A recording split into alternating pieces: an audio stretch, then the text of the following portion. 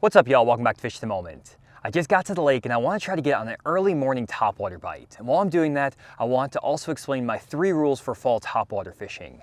I have several baits I'm going to be throwing, including this new Berkley Screaming Choppo. We might do a little bit of a review on that. I have a unique buzzbait setup I'm going to show you that might catch some big ones, and also a really big topwater. So I want to explain how I'm going to use all these different baits to hopefully put some fish in the boat here. I'm going to kind of do it in an uncut format where I just kind of explain my full process. So let's get into it. Okay, so to get started this morning, I've picked out a small creek off the main lake. And I picked this smaller creek because I can start here on the main lake, fish this main lake point down this bank, and then work into that creek and eliminate water pretty quickly.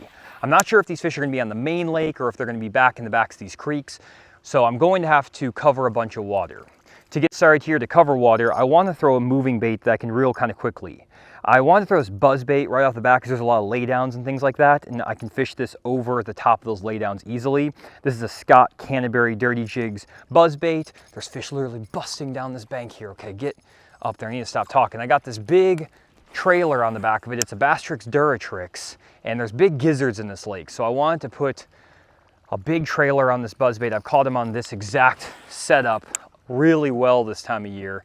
And whenever you're on a lake with big gizzard shad, especially first thing in the morning, I just like to fish a bigger bait rather than trying to throw something really small. I try to get my bait when I'm casting this thing as close to the shore as possible. And that's actually my first rule here of fall topwater fishing, is that you want to get your bait as close to the shore as possible, but then also work that bait out from the shore a good 10 to 15 feet. A lot of these fish are actually going to be roaming around in the fall, and I think one big mistake I see guys make is that they only cast right at the bank, or they keep the bait too far away from the bank, but they don't cover both in one cast. And that's one thing about like a buzzbait right now. My buzzbait's kind of running to the left, and a lot of times you'll find that buzzbaits run a certain direction. And so what I like to do is try to get my bait right up against the bank. If I don't get leaves on it, that's one of the challenges you run into in the fall, is getting these leaves. But you want to get that bait as tight up to the bank as you possibly can, and then work it off the bank. These banks I'm fishing are not that steep. They are kind of flat, and so these fish can be chasing all the way out from right on the bank further out, and a buzzbait can call those fish up really well. That's why I kind of like to start with this. I will throw a plopping topwater, like I got the Screaming Choppo on as well. And I'll kind of throw both depending on what we have going on. I actually kind of like the Choppo right now because we have less cover. I'll throw a buzzbait when there's more cover, and then I'll switch to this little Choppo. I just have a clear color because we have really clear water here when I am in a little bit less cover, when there's kind of just like a flat rocky bank. I think the Choppo is just a little bit better choice because it has those treble hooks, and you can throw a whopper plopper too. I'm not really that big on any specific plopping topwater. I just wanted to try this Screaming Choppo because I saw a lot of guys making videos about it. My buddy Matt Steffen was catching him on it, so I wanted to try it out. I just picked one up, and we'll see if it's any different from a plopper. I normally just throw a whopper plopper, honestly, most of the time. So what you want to do is you want to try to work that bait so that it goes against the bank and then moves away from the bank, because I find that about 50% of the time I get bit, I mean literally as my bait hits the water, and then the other 50% of my bites are when that bait is actually almost all the way to the boat. I don't really get bit in that middle ground, and what you'll have happen is in a spot like this, there's going to be those fish that are pinning those shad right up against the bank, and then there's going to be other fish that are actually sitting off the break where it kind of drops off out here in front of me, and they'll come up off of that break to come eat the bait. So you're either going to have that strike zone right up against the bank or kind of farther off the bank. And so I'm not going to parallel these banks like right up against the bank. I'm going to stay a little bit further off and 45 the bank. That's kind of my go-to this time of year. And again, I want to pick a moving topwater where I can cover water. I have my trolling motor on basically 5 right now out of 10, and I'm just trying to rip through here. I got to figure out where the shad are, where I'm seeing the most activity, if there are bass up in this area. And a lot of times in the fall, you have to run several pockets before you find one that's really, really good. So you just have to cover water. It's really weird how that happens, honestly, is that you'll have like one pocket that has barely any shad in it and like barely any fish, and then you pull in the next pocket and it's just loaded. So we're gonna have to run several of these pockets just to kind of get a sense for what's going on. I will pick up a few other baits here in a second. I have another type of topwater and stuff, but for right now, I'm not really seeing a need for that. I just want to roll with this Chopo, see if I can get bit. There's a fish that just kind of bust out here in the middle, a little bit deeper out here. I'll clear that cursor so I can see my mapping. And sometimes these fish are going to be very, very far, like way in the back of these, as far back as you can get. Sometimes they're actually just chilling out here in the middle of these guts. You also want to make sure when you're making your cast, you cast way out in the middle of these guts, because the water's clear enough where I'm fishing here that they'll actually come up and eat it, even in like 8-10 foot of water. We're just going to keep rolling. And a topwater bite this time of year is usually not a deal where you're going to get a pile of bites, but the ones you do get are going to be pretty good. There are days when you kind of get fortunate and you hit the right stretches, like 5 or 6 good stretches in a row, and you can get right in a hurry.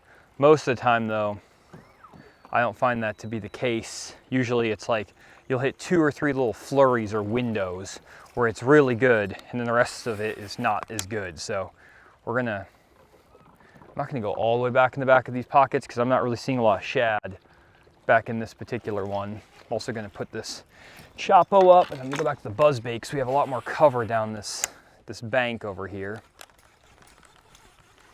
A lot of little logs and laydowns, so I like to throw the buzzbait, especially if I'm gonna be going over the top of like this bush or tree that's laying in the water. It's not a bush, it's a tree. But we're gonna throw a bait that has a little bit stouter line, some braid, a single hook, so if I hook them around this lay down up here, I can horse them over. I also like the fact that you can kind of, well, if you're not terrible, you can skip this buzzbait. That was a terrible cast. Oh my gosh, what in the world? That is a mess I just made myself right there. Let's untangle this. This happened to you guys? Oh, it wasn't as bad as I was thinking. I feel like this always happens to me where it's like you do something just very normal and then your bait just gets absolutely trashed. Like your line gets over, like I couldn't wrap it around myself. Like if you gave me 100 tries, I'd never be able to wrap it like that. But then one random cast and it goes crazy. Okay, so this pocket right here is not happening. Right now, I bent the wire hitting that tree. Make sure your buzzbait wires are straight. Sometimes when you hit off stuff, it can bend that wire a little bit, especially boat docks and stuff. We're back in business. So yeah, we're gonna just kind of roll this pocket. And honestly, if I don't get bit through this pocket right here, this back half right in here, I'm seeing not that much shad back in here. I'm gonna fish this sunny stretch just for like a minute, and then we're actually gonna roll out of here. And we're gonna go to the next pocket. I might actually get on the big engine and move around, but we wanna keep them on this back in the back of this thing. It's a little gut. It takes a while to kind of dial in these patterns at times, and sometimes you have to run multiple creeks, multiple areas. I think I saw the majority of the shad actually more towards the mouth of this creek, more so than back in here. So that's kind of our first clue for the day. And that's the second rule that I want to talk about with this deal, is you got to find the shad. So like right here, there's a bunch of shad actually on the bank. And it seems like they haven't made their way all the way back in the back of these little pockets yet. They're definitely on this mid section of the creek. So I'm seeing a lot more shad. This whole bank is just loaded with shad. They're busting everywhere. So I can see them on the bank too. There's shad all up and down this bank. I'm not seeing any bass, which is kind of strange, but there's a lot of shad in this particular pocket in the mid section of it. So that makes me think that we need to be in these mid sections of these pockets rather than way back in there, which can save us a little bit of time because we don't have to go to the back of every single cut or gut. But I also am not sure, I didn't really fish that much off the main lake, so I need to check that too. But yeah, finding where the shad are is critical because a lot of these fish are just basically shad related or shad oriented. They're not going to be setting up around any specific type of like cover or structure a lot of times. They will be more in like shade pockets at times, but I mean, I catch them off of the sunny sides and all that stuff. One thing it does help is if you have some sort of like slate rock or flat rock, which we actually don't have on this lake right here. I'll maybe talk about that in another video if I get on a lake that has more of that stuff. There's a little bit of that on this lake, but like not enough to run a pattern on it. So it's more of just running down these banks. It's really weird because there's shad on that left or that other side of the pocket in this type of area. But I'm not seeing any shad on this side of the creek near the mouth. They're more down the middle. So that might tell me I need to just run the middle of these pockets, and we can start testing that here.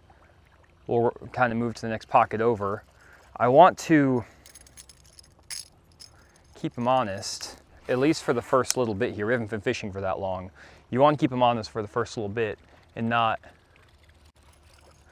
skip over too much because we haven't gotten a bite yet, so we can't rule anything out in particular. We are getting up to this point, so I'm actually going to switch over to a bigger topwater. Whenever I get to really nice like main lake points, I actually like to throw a big topwater. This is an Evergreen SB 150, 150 millimeter, big old walking topwater. And when you get to like these main lake points, a lot of times in the fall, there might be bass that are setting a little bit further off the point, a little bit deeper, and that bigger topwater will call them up. So when I get to a big point like this, where it's a little bit steeper, a little bit deeper, the steeper the points, the more I like to throw this big walking topwater because it calls them up. And I can see on my mapping here, I don't know if y'all can see this super well, but the contour lines start to get tighter and we kind of get a little bit of like a main lake creek channel swing. And that's where I like to go to this big walking topwater. And usually when I'm fishing in the fall topwater wise, I have these three topwaters on. I have the Buzzbait for where it's a little bit more wooded. There's a little bit more cover in the water. I'll go to the Whopper Plopper Chapo style bait when I'm trying to target fish that are on like flatter stretches, maybe just pea gravel banks, not a lot of cover. And then I'll go to this big walking topwater on these main lake stretches. And on this, I'll talk about the gear on all of these as I kind of go through. I'll talk about for this specific topwater here. Man, this looks so good. I don't know if there's shad up here, but there's big gizzards. Maybe I'm like a little bit late. It's kind of been a delayed fall for us, so I'm thinking there might be some fish setting up more on this main lake stretch still. But this looks so good. For my gear, I'm throwing most of the time everything on braided line. I actually don't have my Chapo on braid today because I didn't have 3 braid rods rigged up. But I see a blue heron sitting on the main lake, one of these main lake banks. So that might be an indicator there might be some shad out in the main lake. It's across the way here a little bit, but just kind of something to note. But anyways, I like to throw braid on most of my topwaters because braid floats, you get a really good hookup on these fish, and it also, like on this walking bait in particular, helps you walk the bait better. It helps you chop that bait side to side. I'm using a pretty long rod because this is a big topwater. I'm actually using my crankbait rod, 7'6", medium heavy, moderate action crankbait rod. This is what I would throw a 6XD on. This is actually my 6XD rod. And I'm just pairing it on some 50-pound braid. I always use 50-pound braid. I feel like 30 is just really thin personally for me. So I always use 50-pound braid. I just feel like I can manipulate it better. And then just a 7-to-1 gear ratio reel. And you want a moderate action rod most of the time with these topwaters when you're throwing braid, because you want to give the fish a chance to actually get the bait. You don't want to pull it away from them, and when they surge at the boat with treble hooks, you want to have a little bit of give, especially with that braided line. So I throw a moderate action rod. This is, again, crankbait rod. It's a big rod though, 7'6", because it's just a big, heavier bait. It's like over an ounce, so it's a big bait, but it gets big bites. And I could probably go to a smaller bait and get a few smaller bites, but first thing in the morning here, I want to try to get a big bite. And you can see how I'm working this bait. Hopefully you can actually. I'm kind of have my rod down. Let me adjust this camera for you guys. Maybe just like a tiny bit down. I don't know, maybe that's, I feel like Then you don't get as good of an angle of the bank, but I'm trying to, yeah, you can see my rod a little bit better, if anything. So you can see how I'm working that bait. And we're on a steeper bank right here, and you would think if they were here, one would come up and smash this with all the low light condition we have here. It looks really good. The fact that we're not getting bit is pretty telling. Now, if we don't get bit on these two deals here, these two creeks, we're gonna run to another area and we're gonna move sections of the lake. Usually, I like to move section of the lake. If I fish like 2 pockets in an area and I don't get bit, I wanna keep going. I'm gonna speed up a little bit here, because you want to cover water and find a zone. And that's rule 3 of fishing fall topwaters, is that there's specific zones that are way better than others for this bite. So you're gonna find that you'll go all around this lake and you'll fish a pocket like this and they all kind of look similar.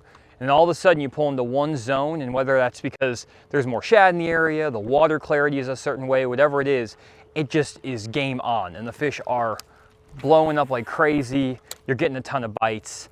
And a lot of times, like on Grand Lake, when they have the Bassmaster Opens on Grand Lake, there are guys who are throwing topwaters, and it's usually one, and there's actually a Toyota series this weekend on Grand. I'm gonna switch over to a Chapo because we're kind of in a little bit of a flatter bank here, back in this creek, and I don't need to necessarily, oh my gosh, there's so much shad down this bank.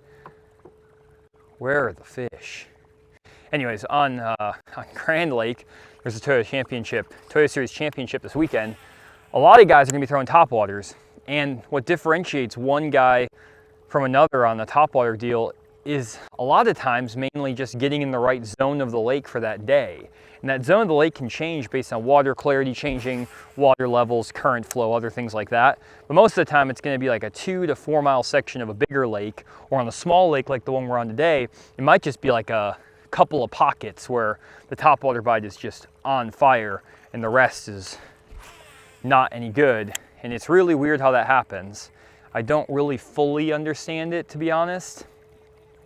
I just think it's probably just has to do with quantity of shad and the water color, kind of a combination of those two. Maybe it's like a thermocline thing where when the thermocline disappears, oh, one just smacked at it right there. It's our first bite of the day. Halfway back in this creek, kind of where we were expecting. Missed it, not a big one, just a little tiny guy. This is why I don't throw the Chapo up here. A lot of times when you get further back in this, is you get a lot of debris and leaves and stuff, and that just messed up my cast. So we're gonna go back to the buzzbait. Buzzbait is a lot better in these little shallow pockets and stuff than the Chapo, and still get some good bites. Need to make a few more casts in here. I'm kind of already thinking we're in the wrong section of the lake. Oh my gosh, there's like a 3-pounder swimming right underneath the boat right now. Oh my gosh, there was literally a 3-pounder swimming right there. I don't know what the deal with that was. There's another one. There's another 3-pounder swimming right there. Are they just not aggressive this morning? I'm literally watching this fish right in front of me here. He's looking at it. Nope. He swam away. Wow. I just watched a 3-pounder. That's crazy. Okay. So these fish in this zone, I guess, are just not very active because there's fish in here. And they're in this midsection, so that makes a lot of sense. Do I need to change topwaters? That's another question. Am I throwing the wrong topwater to get these fish to bite? I got something. I got something. These fish did not seem very aggressive. Gosh, I need to get over here. They didn't seem very aggressive. So I want to try something else really quick. I got a little sneaky bait that might work. Let's see here. Is it in here? Which box did I put it in? Here it is. Okay. So this is a bait. Where did it go? Here it is. that I catch a lot of fish on. It's the clear head super spook junior. It's a little tiny clear bait. I kind of think that might be the deal this morning because that fish was not very aggressive or really wanting that at all. I'm gonna take the choppo off, and I always put my topwaters on these little snap swivels so I can just change them easily. Seems to work well for me. It also, a lot of times when you tie like a loop knot, it'll help me these baits work better, but I don't like tying a loop knot. I just like tying a Palomar, so I'll use these snaps. Sometimes they can be hard to get out of the eyes of these baits. So I'm gonna switch over to this regular head and spook in the clear color. The water's really calm this morning. I think if we had some chop on the water, some wind, these other top waters might be better, but this clear head and super spook, I've had this exact bait for like 15 years. I've caught so many fish on it, it's crazy. You just don't really go through top waters all that much, but that's good. Let me put this bait away. I try to keep my boat more organized than I ever used to because I want to avoid clutter. And now that I got the new Bass Cat, by the way, I'm loving the Bass Cat, but now that I have the Bass Cat, I'm trying not to be so messy. I don't know how it doesn't work out perfectly every time, but it sometimes does. So I have this now on some 20-pound Berkley big game monofilament. This is just a little spinnerbait rod, as moderate action. And I'm just gonna see if maybe this clear top water and a little bit smaller size is what they want. Got a dog that really doesn't want me over here. I'm bummed I saw 2 3-pounders. I kind of didn't really fish that bank super well, so it may have been also a little bit on me on that deal.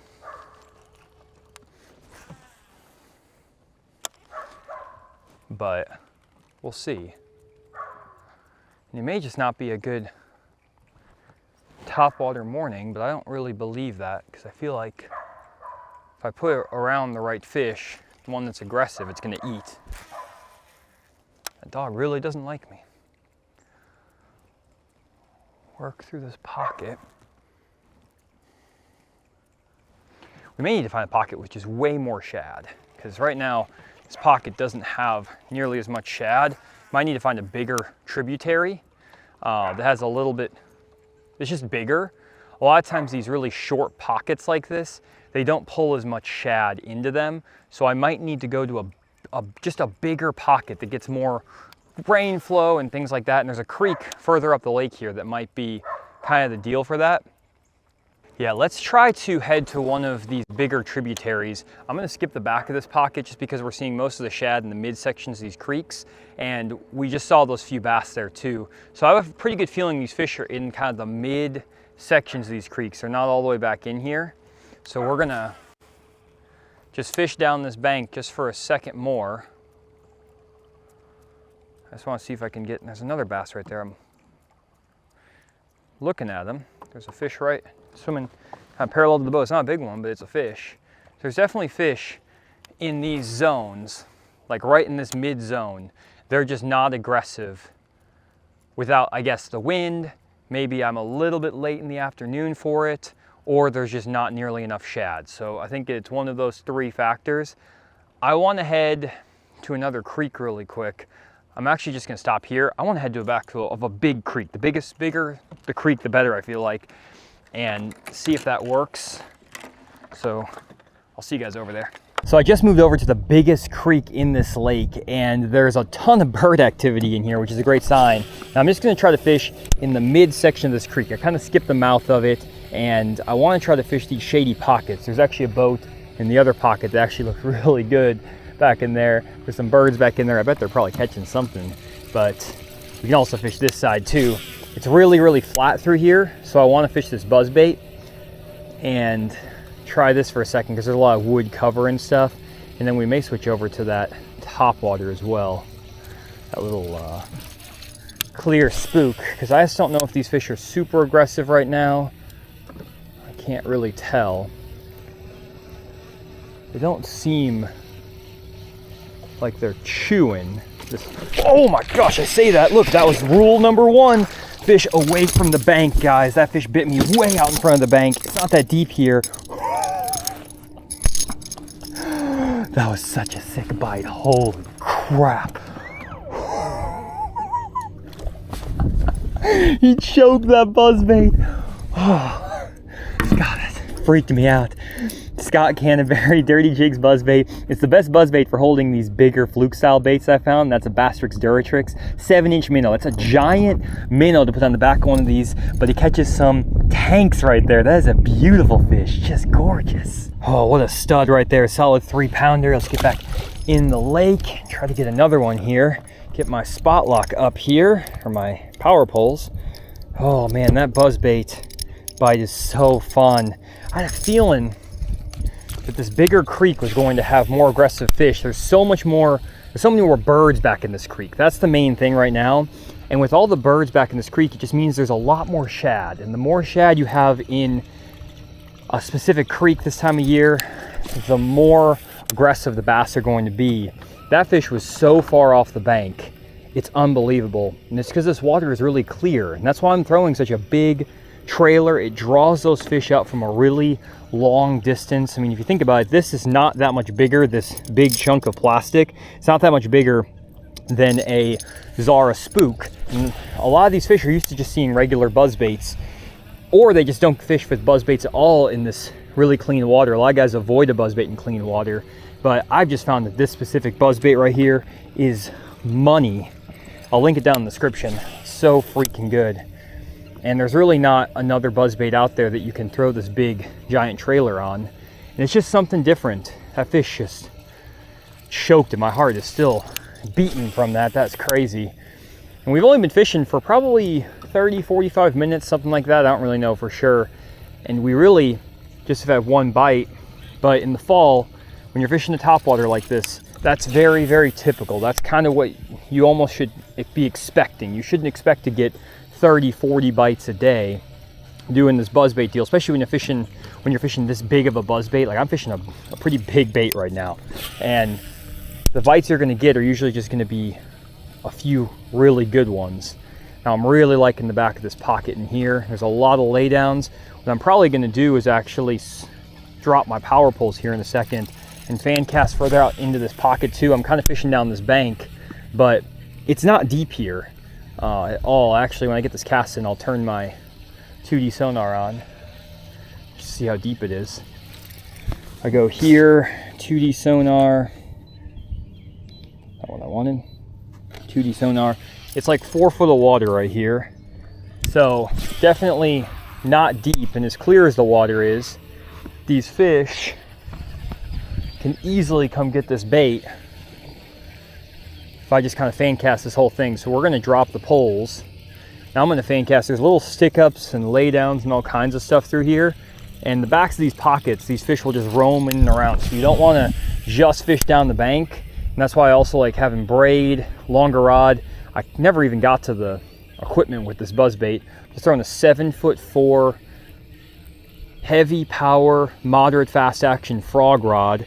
I like a frog rod with this buzzbait because it has a little bit more give again. It has some give to it. It's a moderate-ish action, and as a result, those fish get an extra second to get that bait in their mouth, which is a big deal. And I'm pairing that with a 7-to-1 gear ratio reel. This is just like a Max, I guess Max Z Abu Garcia reel. I've had it forever at this point, and it's 50-pound braided line, just like on that other big topwater. Bomb that thing out there. I think that this is definitely the deal. I need to be getting in these creeks, these bigger creeks. This is the only big creek on this lake though, but usually if you're on a bigger lake, there's gonna be more than one big creek, and this is more on the upper-ish end of this lake, so that might also be making a difference versus being mid-lake. It's just so hard on these small, little, tiny lakes to kind of say you're on a certain section of the lake necessarily, just because it's so small. But if I was on like Beaver Lake or Grand, you know, mid-lake might be a 5-mile stretch, and that's just where you have the right clarity. This water is a slightly bit, not really that much dirtier. It's like a tiny bit dirtier, a lot more shad and bait activity in here, so We're in a little zone. That's such a fun bite. So I get one more to just. And as we get further and further back in these little pockets here, these fish are a lot more likely to just be spread all around. And you really need to just slow down. If you have your power poles, this is where you drop them. And you just fan cast the very, very back ends, because these fish can be all the way back in these little things, depending on the time of year and everything, obviously. So we're just gonna fish this all out real slow. Not slow, I'm working this buzzbait kind of fast, but just methodically making multiple casts just to see if we can get one more to bite. And then we're gonna spin around this corner. Thing is that we're kind of, I would probably head to the other side of this lake normally, but there's a boat. There's a really good pocket on the other side that looks really good. I just can't fish it because I don't want to get in their way. So I think from like a patterning this, I would definitely think we could catch a few more if we could hop across the lake. But we'll keep running here for a few more minutes. I'm trying to do these video formats where I do a little bit of the shallow water stuff, a little bit of the offshore stuff. Let me know what you think down in the comments. It's getting real shallow right here. You guys may not care about this at all, but I've been trying to figure out whether I should be like doing some days where I spend like half my day traditional fishing without forward-facing sonar like this and showing you these techniques, you know, buzz baits, flipping a jig, cranking, stuff like that. And then the other half of the day fishing offshore with forward-facing sonar, maybe some days without forward-facing sonar, maybe just a mix. I'm just trying to mix up the content because there's so many different ways you can catch fish out in the lake, and I want to kind of educate on everything. I feel like I'm a very well-rounded angler in the sense that I can fish pretty much any technique that you throw at me. It's just, I'm kind of on the fence right now in terms of if I should be doing mainly forward facing, if the mix is good, if you guys even like this. It feels like the views on these videos where I'm just fishing down the bank up shallow are not as good. Like you guys just don't click on them as much, and you'll click on the offshore videos more, but I get really good positive feedback from them, and you guys seem to like them, and I get more comments on my non-forward facing videos where I just fish like this. So again, maybe just leave a comment down below, let me know what you think. Part of me doesn't want to just do stuff only for the views, but obviously I have to worry about the views a little bit because that's my job. Anyways, leave a comment down below. We are getting to a really flat point up here. It's really shallow here. I'm trying to throw this topwater, this walking topwater across it, see if I can pull a fish up. It's super, super shallow up here, and I can see the bottom. So I'm trying to see if there's any fish roaming up on this big flat. I also just need to kind of get around this to get to the other bank I want to fish. There's some birds running down this other bank. Part of me is thinking I need to just go on this bank across the way that's outside of the shade, because that last fish bit, it was kind of on the shade line, but it wasn't like super in the shade.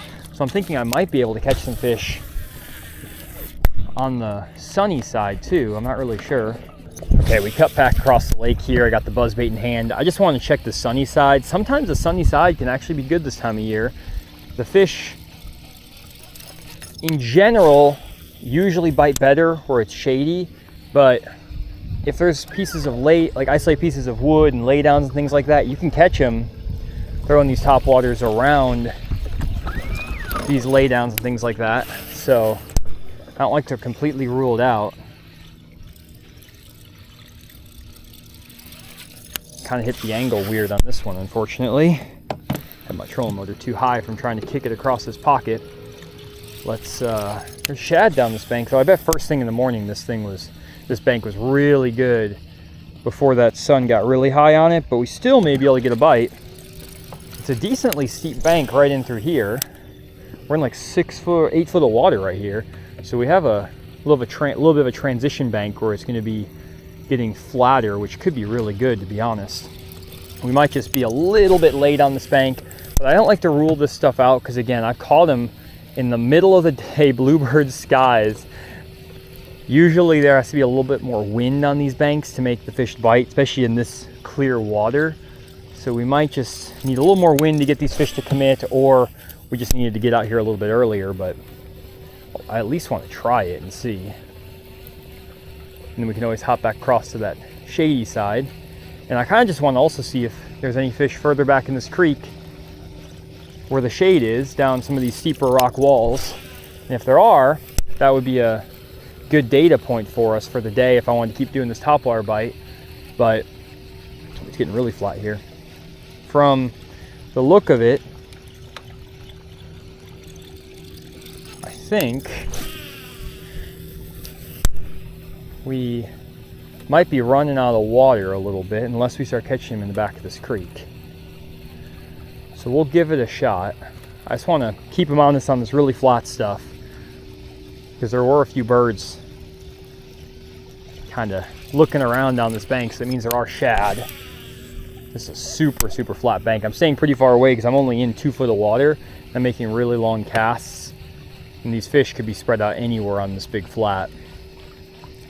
But I'm not really seeing a ton of shad activity. It looks like it's getting really flat. So I'm gonna pop across back to the other side. And this is what you kind of have to do in the fall too, is chase the shades sometimes. You have to figure out where these fish are. Honestly, that pocket over there those guys are in looks ideal to replicate the pattern. And then there's a couple other big creeks in this lake. They're actually blocked off where you can't get back into them. So we're unfortunately running out of water for this pattern, but that's why a lot of times I like fishing on bigger lakes when I'm trying to pattern fish, because you have more water to run. You can keep checking different creeks, and usually there's not that many places that fully match a pattern anyways. It's not like it's always that easy to catch fish in the fall.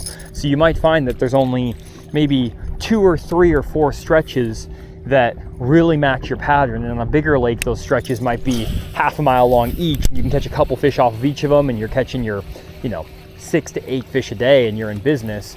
But on a small lake like this, maybe there's only 2 stretches that are 100 yards long and you can catch a couple fish doing it. Maybe if you got out here again a little bit earlier, you might be able to get a couple more fish on the board. But I just saw in the last video, comment wise, you guys were fine with me just catching like 1 or 2 fish in these videos, and kind of just explaining the process. It's a lot easier to break these lakes down in a short period of time on these small lakes, and from an instruction standpoint, it's easier to make these videos because I can run the back half of a creek, the front half of a creek, all of that within 10 minutes versus having to spend an hour doing that on a bigger lake. And it's just better for this type of content overall. So that's why I'm trying to film these videos on these smaller lakes, but I also want to do some content on bigger lakes too, because I think there is a lot of value. I just can't do them in this uncut format on those bigger lakes just because I have to cut out so much dead space. I mean, I might be doing this full process for 2 hours before I ever get a bite and find the right zone, and then it takes me a long time after that, and then maybe 4 hours in the day I finally get it a little bit dialed in. And at that point, do you really want to watch 4 hours of me not catching fish? Maybe some of you do. Let me know in the comments, but I don't think that that's probably the most beneficial for instruction. I mean, these hour-long videos are already, in my opinion, pretty long, but I know that they can be very instructive, and I feel like I do a decent job of showing the process that you could replicate it on a bigger lake. But who knows? You guys can leave a comment down below. Let me know if you think that's true or not. A little leaf on here. Not feeling it further back in this deal.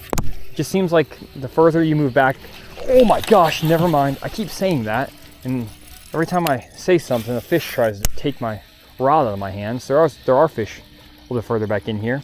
Wasn't a big enough fish to actually eat my big buzzbait, probably a 12-incher, but there's a steeper bank right here in the shade.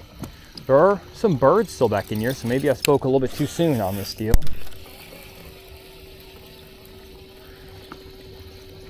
Not really seeing a ton of bait, but that was 2 bites now on this buzzbait.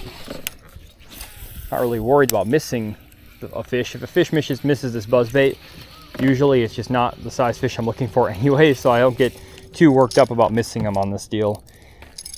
If I get a bite, it's going to be if I catch one, it's going to be a good one, and that's what I'm looking for right now. I am curious if there's fish up in this timber though. There's a bunch of timber out here. I bet there's probably some fish in this timber. Flipping it or something later in the day. Oh my gosh, another one right there, away from the boat. It was not a big one, But you see how far away he was off the bank when he came up to eat that thing? He was like at the end of this tree here. Maybe there are going to be some fish in these trees I can just pull up with a buzz bait. Probably need to be trying that. All these trees out here in the middle, maybe I can work that buzz bait through them. It's not deep here, it's only 4 foot. Wow, can't believe he missed it. Again, not a big one. But that's 2 bites here really quick right in this area. It's a great sign. We might get a few more bites back up in here maybe then. Might need to switch over to that bigger. Ooh, there's a big fish on that tree that I didn't throw on. You kidding me? He was right here. I didn't throw on this tree. He was right there. Okay, I'm gonna switch over to that big topwater. We're getting into a more confined area where there's a lot more targets to throw at, and the banks are steeper.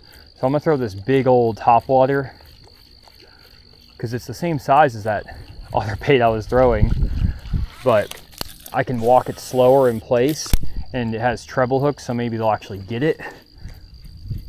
Because I missed 2 in a row here. See if any of them actually can eat this thing or want to eat it. Put my trolling motor down. There's these big trees that are out in the middle here. I have a feeling I might be able to catch one off one of them.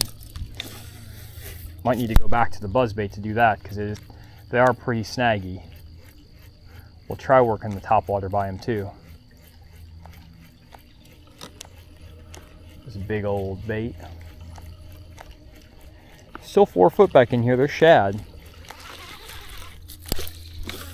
Sometimes though I find that the fish just like, you throw a topwater like this and they just don't want it. They want the buzzbait. I don't know why. It's a weird deal. I'll drop the poles right here. It's shallow enough I can drop them. Sometimes they just don't want the walking topwater, and sometimes they do.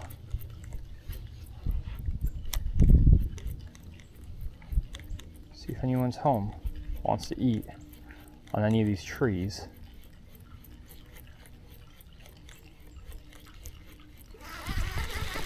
Interesting. Let's have a cool bite. Oh no. Okay, I'm gonna put the buzzbait back on because I'm in too many trees to be throwing this topwater. Big old topwater. Let's go for the buzzbait. I want to be able to hit off these trees. I think the buzzbait's just our play today. They're obviously biting it. Just got to get it in front of the right one. That's my issue right now. So I've just got it in front of a couple small fish. I need a 3-pounder to come eat it. This power pole's back up.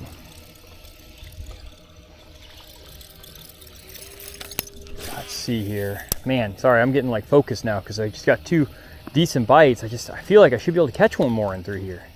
I just want to catch one more. It's fun getting bit, but I want to catch one. Come on.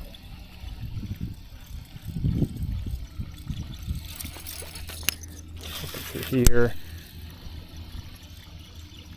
I want to see a 5-pounder come up and crack this thing. Just right around these trees. That'd be so fun. It gets really flat back in here, but there's a lot of birds back in the back of this creek, way back in the back of this thing, which is interesting because there were not like hardly any birds in the back of that last creek that we were in, the last couple creeks, but this is a bigger major feeding creek or feeder creek, and these bigger creeks have more nutrients that come into them. The shad kick in a little bit better, so obviously that helped, and it produced more bites for us too. So definitely is a thing. I can't believe we haven't gotten another bite right through here. We got 2, boom, boom. And then there was a big fish on one of these trees. I want to make sure I hit every tree because the one tree I skipped, there was a big fish that swirled on it. Now I'm not saying that it could have not been a bass, for all I know, but all these bites are coming way off the bank too. They're not on the bank. They're all biting it way away from the bank, which is interesting. I mean, that's, again, pretty typical. I'm not surprised that that's what's happening, but it just goes to show that our rule number 1 is holding true. Just want to get another bite. Come on, fish. One more.